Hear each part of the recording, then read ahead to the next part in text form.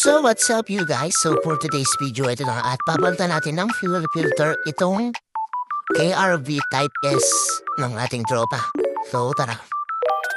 Bali itong fuel filter guys is nandito lang sa may footboard or tinatawag nating gulay board.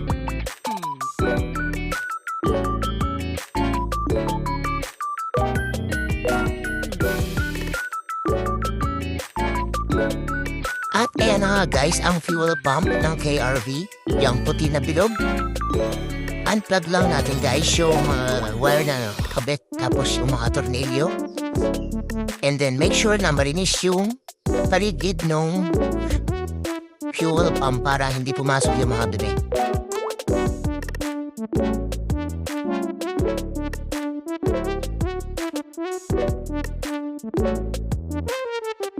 And make sure guys na hindi kayo naka-full tank kasi talagang aapaw guys. Diyos ko po road eh.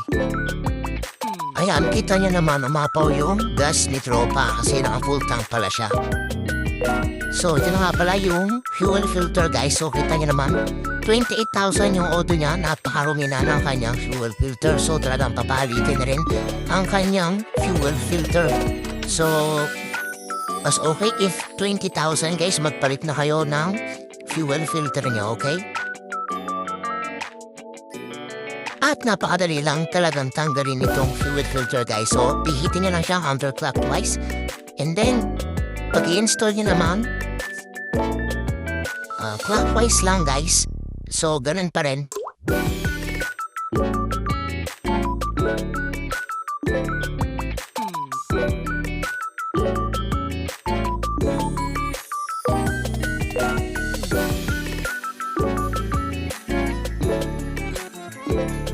At dito nga guys, makikita nyo naman yung pagkakaiba ng bagong fuel filter.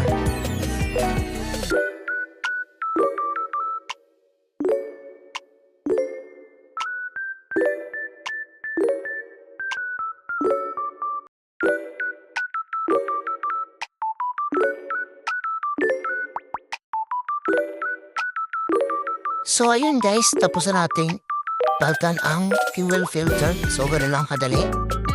At ayan, kita nyo guys, umapaw yung kanyang gas kasi nga naka-full tank siya. So sana all, laging full tank.